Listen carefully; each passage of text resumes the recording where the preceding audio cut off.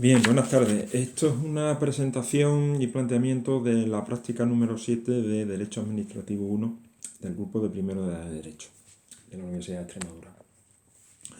Les comento en primer lugar cuáles son los objetivos de esta práctica. Bueno, los objetivos es que ustedes sigan reconociendo tipos de normas y sigan detectando cuáles son las relaciones entre esas normas, que profundicen, por lo tanto, en el conocimiento de las fuentes del derecho y específicamente, en este caso, de las fuentes del derecho administrativo, pues se trata de una fuente muy peculiar y idiosincrática del derecho administrativo, y que conozcan bien cuáles son las relaciones que se dan entre estas normas.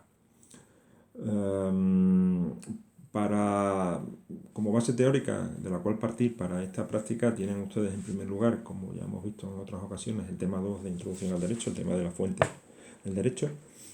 En concreto, de Derecho Administrativo 1 tienen ustedes el tema 7, el de las normas reglamentarias, y también el de Derecho Constitucional han visto ustedes ya también el tema 7, que trata sobre el principio de legalidad. Ambos temas los pueden ustedes repasar, sería conveniente que los tuviesen presentes antes de realizar la práctica. Voy ahora a lo que es el planteamiento de esta práctica. Bueno, cuando ustedes lean el planteamiento verán que es muy similar al de otra práctica que hemos hecho anteriormente. Nos vamos a encontrar con dos normas y de cada una de las normas hay transcrito un artículo concreto. En este caso se trata de normas en un ámbito que un poco se nos escapa, ¿no? Que es el ámbito de la propiedad intelectual.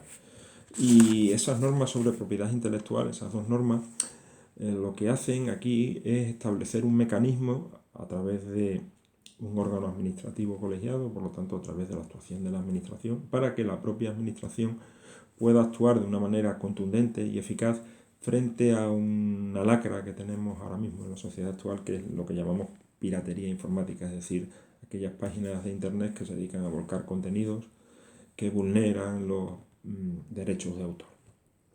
Bueno, a partir de ahí, en la práctica se le hacen 4 preguntas. También son similares a las que vimos en las prácticas anteriores. En primer lugar, ¿cuáles son los tipos de normas? Claro, esto lo tienen ustedes perfectamente que encuadrar. En segundo lugar, ¿cuáles son las relaciones entre ellas? Y les recuerdo algo, es decir, los principios estructurales del ordenamiento jurídico son jerarquía y competencia. Es decir, en cualquiera de las relaciones entre normas jurídicas van a estar presentes uno de estos principios, el uno o el otro. Pero además existen otros modos de relacionarse en las normas, y este va a ser uno de esos casos, ¿no? A veces unas normas son desarrollos de otros, a veces unas normas complementan a otras, a veces nos encontramos con una ley de bases que requiere para su aplicación, efectiva aplicación, el que se apruebe un texto articulado, como vimos en la práctica anterior. Esto también hay que detectarlo, en este caso en concreto. La tercera pregunta, también similar a la de prácticas anteriores, es sobre qué es lo que hace el segundo de los artículos que hay ahí, el artículo 20.2, en relación con el artículo que se transcribe de la primera de las normas. Y esto no consiste en copiar partes de uno y partes de otro, sino ver cuál es la relación, digamos, lingüística casi entre ambos, ¿no? ¿Qué hace uno respecto al otro? Pues si concreta, si establece un listado, si establece una prioridad, si distingue, etcétera, etcétera. Y por último, la cuarta pregunta, que es la primera vez que yo se las planteo porque me interesa que vayamos ya profundizando no solo en el conocimiento de las normas, sino en un conocimiento crítico de las normas. Ahí lo que les pido es que ustedes opinen acerca del artículo 20.2 de esa norma, de la segunda de las normas, y que ustedes opinen de una manera razonada, con el razonamiento que ustedes hagan, ¿vale? Pero hay que razonarlo y hay que expresarlo, ese razonamiento, acerca de si ese artículo 20.2 resulta adecuado, conforme a derecho, conforme a la ley.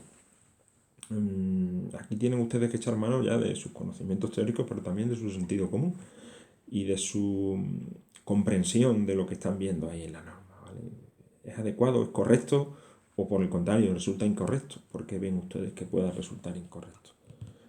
Nada más, eso es todo. Sí les quiero recordar que para tener acceso al planteamiento de la práctica, como en todas las anteriores, es requisito previo necesario haber efectuado la evaluación de la práctica anterior, la práctica 6. Aunque no se haya hecho la práctica, se puede contestar, no se no contesta, pero hay que rellenar la evaluación.